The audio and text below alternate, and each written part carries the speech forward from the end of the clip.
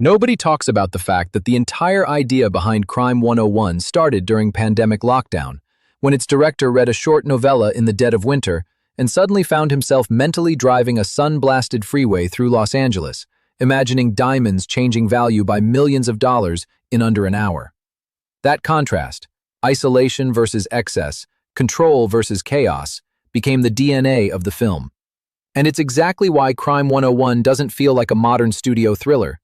It feels like something sharper, colder, and far more personal. Today, we're diving deep into Crime 101, from the casting secrets to the production challenges you may have missed. Stick around because you're about to see the movie like never before. And real quick, if you love deep dive film breakdowns like this, hit that like button, subscribe to CineMagna, and drop a comment letting me know your favorite modern crime thriller. It helps the channel more than you think. Crime 101 is a neo-noir crime thriller directed and written by 𝗣𝗟𝗏𝗏, adapted from a novella by Don Winslow. Set against the sun-bleached sprawl of Los Angeles, the story follows a meticulous jewel thief named Davis, played by Chris Hemsworth, whose string of high-end robberies along the 101 freeway has baffled police and quietly terrified the ultra-wealthy. Tracking him is Detective Lou Lubeznik, portrayed by Mark Ruffalo, a cop who believes he's discovered a pattern no one else wants to acknowledge. Caught in the middle is Sharon Coombs, a high-end insurance adjuster played by Halle Berry, whose job is to absorb the financial fallout of crimes like Davis's, and whose own life is quietly unraveling. What makes Crime 101 unusual isn't the heist mechanics, it's the moral geometry. Every major character believes they are following a code. Davis steals, but refuses to hurt anyone. Lou enforces the law, but refuses to play departmental politics. Sharon sells security to billionaires, yet feels disposable herself. Everyone thinks they're doing the right thing, just from incompatible angles. 𝗣𝗟𝗏𝗏 was immediately drawn to that tension.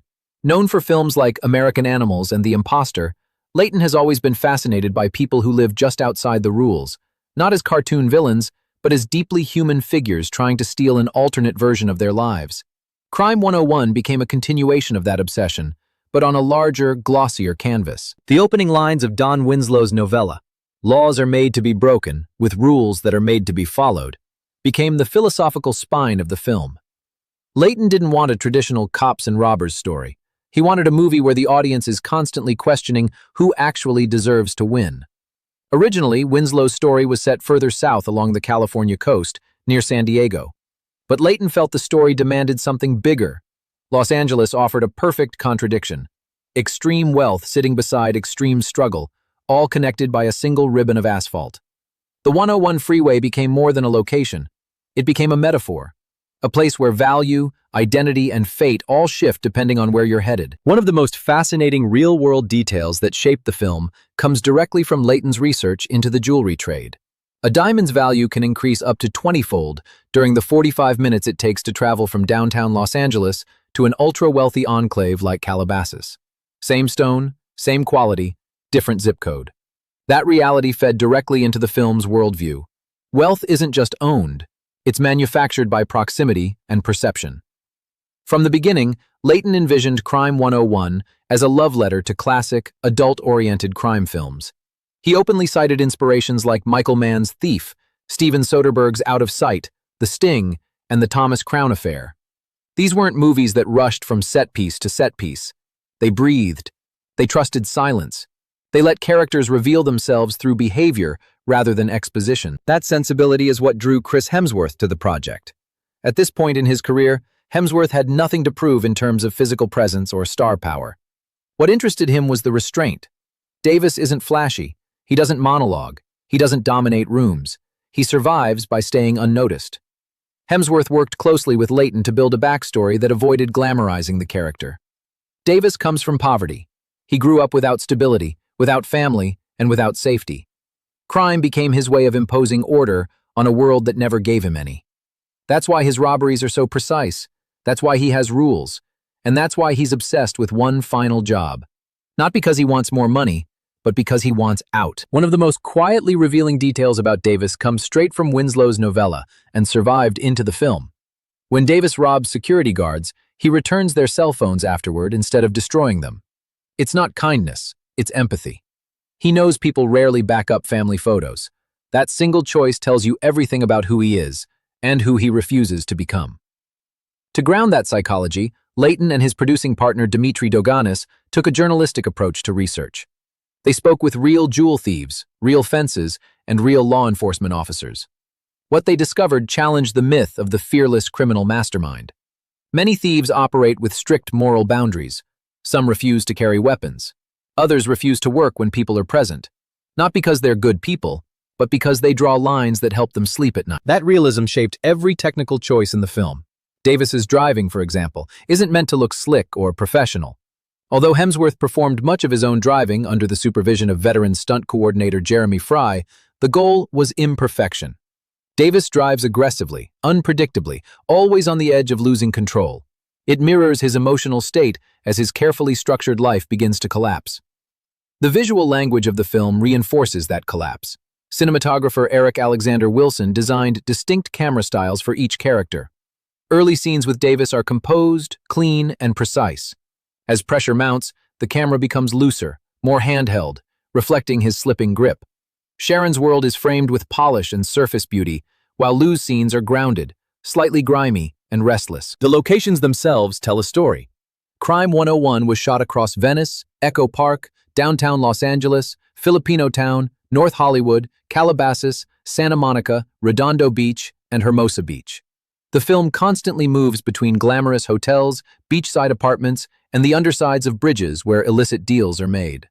Production designer Scott Dugan was obsessed with geography, ensuring that every escape route made visual sense while also reinforcing the emotional state of the characters.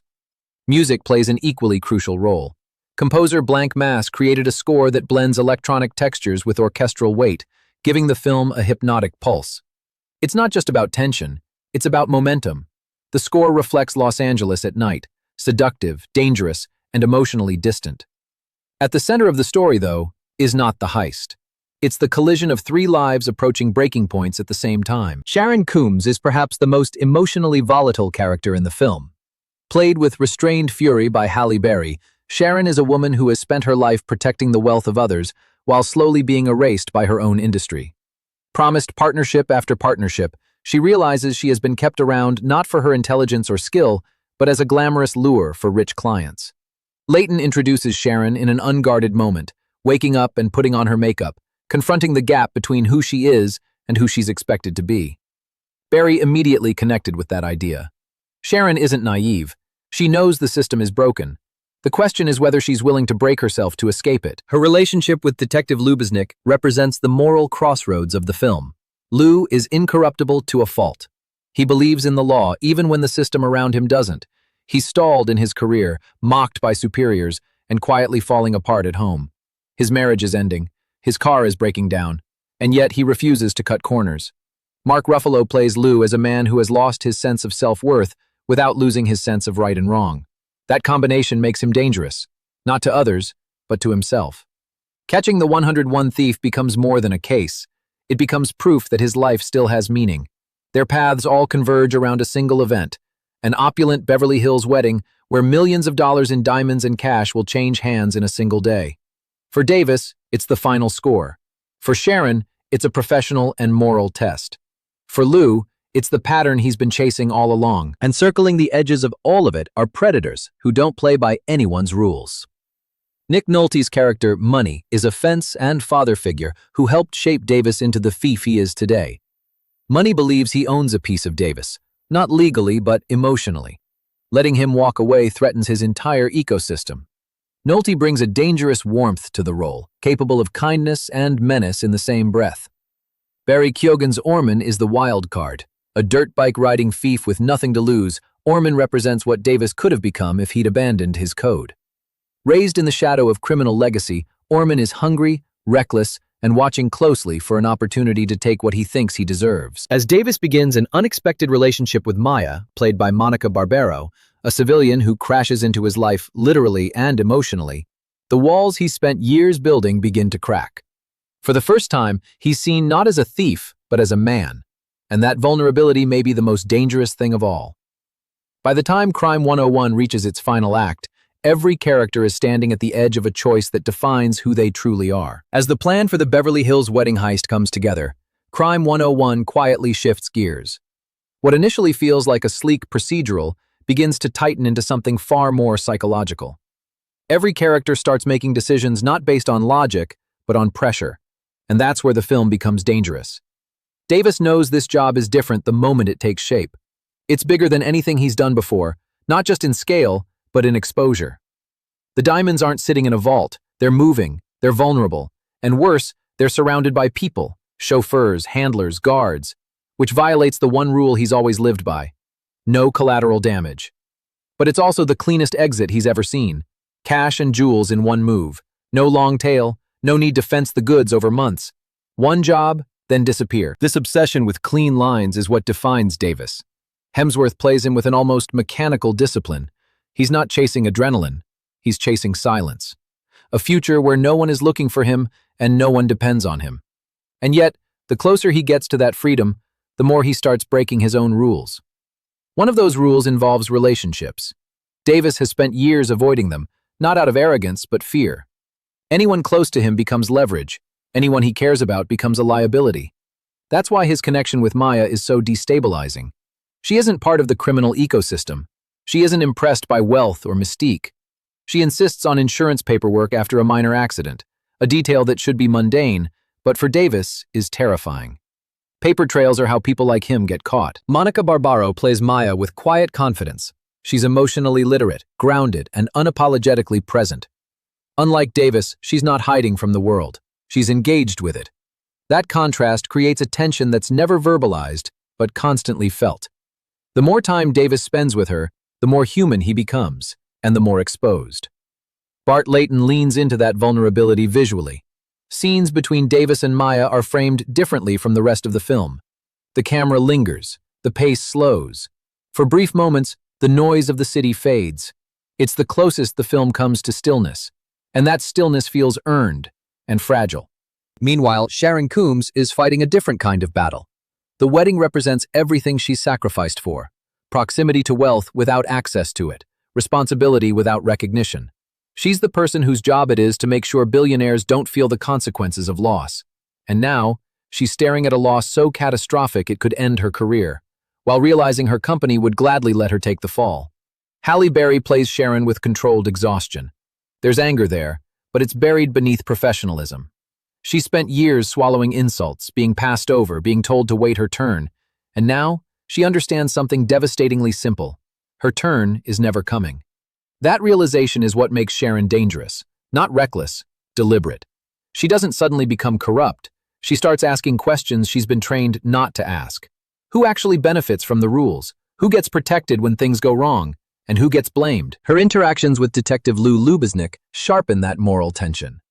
Lou represents an ideal Sharon once believed in, the idea that integrity alone could be enough. Lou believes in the law the way some people believe in religion. He doesn't bend it. He doesn't reinterpret it. He obeys it, even when it costs him everything else. Mark Ruffalo's performance is intentionally unpolished. Lou is schlubby, disorganized, perpetually behind. His colleagues see him as a problem, not an asset. His superiors would rather close cases than solve them. And yet, he's the only one paying attention to the pattern forming along the 101 freeway. Lou's obsession isn't just professional, it's existential. He's at a point in his life where he's questioning whether any of it mattered. The years, the sacrifices, the marriage that's now disintegrating. Catching the 101 thief becomes symbolic. If he can prove he was right, maybe he can prove he still has value. That pressure strains his partnership with Detective Tillman, played by Corey Hawkins. Tillman is younger, sharper, and more politically savvy. He understands how the department works now. He knows which battles are worth fighting and which ones get you sidelined. He respects Lou, but he's also watching himself destruct. Their dynamic adds another layer to the film's exploration of systems versus individuals. Tillman isn't immoral. He's pragmatic. He has a family. He has bills. He needs wins. And he knows that chasing a theory no one wants to hear can cost you everything. While law enforcement closes in from one direction, the criminal world tightens from another. Money, the fence who helped raise Davis into this life, senses the shift before anyone else. He knows when someone is preparing to leave, and he knows how dangerous that moment is, not just for him, but for the entire network that depends on his silence. Nick Nolte plays Money as a man who confuses mentorship with ownership. In his mind, he saved Davis. He fed him. He gave him purpose. And that creates a debt that can't be repaid with cash. When Davis talks about getting out, Money hears betrayal. Orman, meanwhile, sees opportunity. Barry Keoghan's character is all impulse and resentment. He wants what Davis has, but not the discipline it took to get there.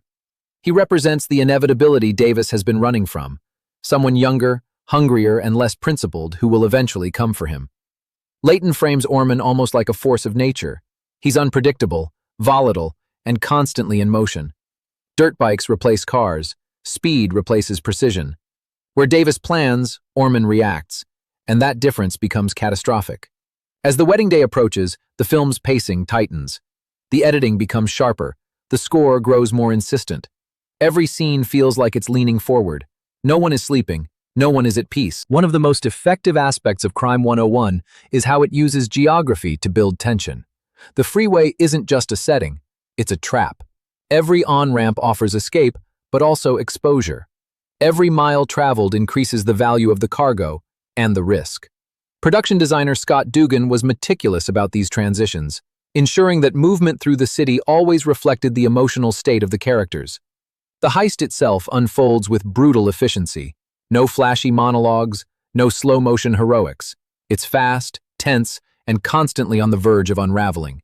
Davis executes the plan with the same restraint he's always shown, but the variables are multiplying faster than he can control. Sharon is forced into a decision that will define her future.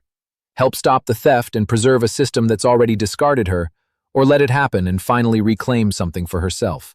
The film never frames her choice as right or wrong. It frames it as human. Lou, closing in on the pattern he's been tracking for months, realizes that catching Davis might not save him, but letting him go would destroy whatever remains of his identity. The law isn't abstract anymore, it's personal. And then, as always, something goes wrong. Not because the plan was flawed, but because people are.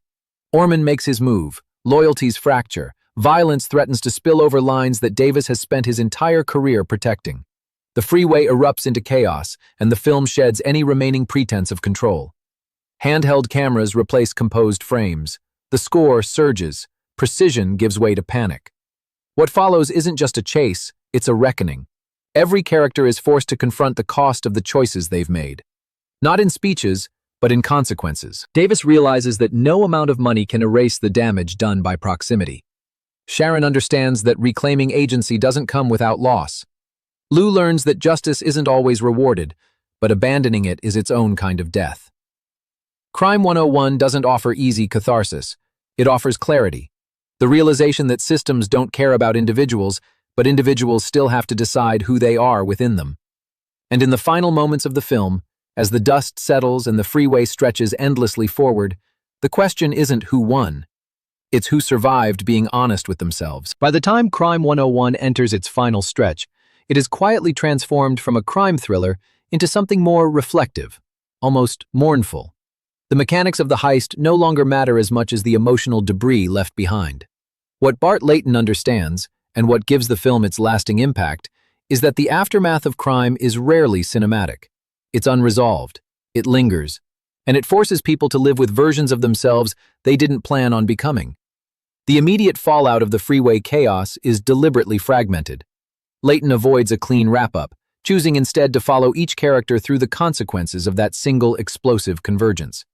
The editing becomes restrained again, almost cautious, as if the film itself is afraid to rush judgment. Silence returns. Spaces feel emptier. Los Angeles looks less seductive and more indifferent. Davis, who spent his entire life believing control was survival, finally understands the paradox at the heart of his code.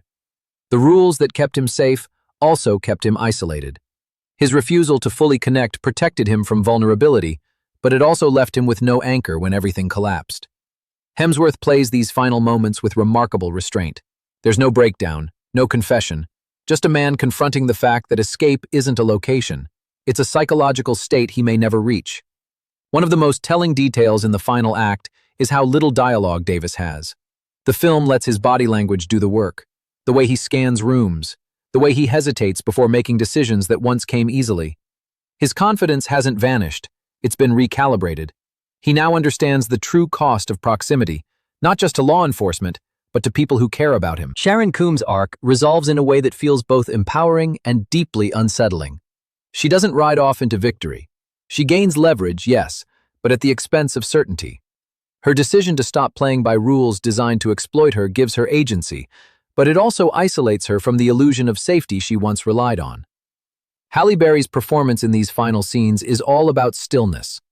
Sharon isn't celebrating, she's assessing, calculating, learning how to exist in a world where she no longer pretends the system will protect her. There's a brief moment where Sharon looks at the city from a distance, not with longing, but with recognition. She finally sees Los Angeles for what it is, a marketplace of power, not morality. And she understands that surviving it requires more than compliance. Lou Lubeznik's ending is perhaps the most quietly devastating. Catching the thief doesn't restore his marriage. It doesn't fix the department. It doesn't suddenly make him respected. What it does give him is something far less cinematic and far more honest: self-respect. Lou proves to himself that integrity isn't transactional. It doesn't guarantee reward. It guarantees identity. Mark Ruffalo plays this realization without triumph. Lou isn't vindicated. He's validated internally. He stands a little straighter. He speaks a little more softly. He accepts the cost of who he is and chooses to be that person anyway. The film's final images resist closure. There's no monologue explaining what it all meant, no moral spelled out for the audience. Instead, Crime 101 trusts viewers to sit with discomfort, to recognize that every character got something they wanted and paid more than they expected for it. Behind the scenes, that commitment to ambiguity was deliberate. Layton has spoken about wanting to make a film that respected the intelligence of adult audiences, something increasingly rare in the modern studio system. Crime 101 doesn't explain itself because it doesn't believe life does either. That philosophy extended into post-production.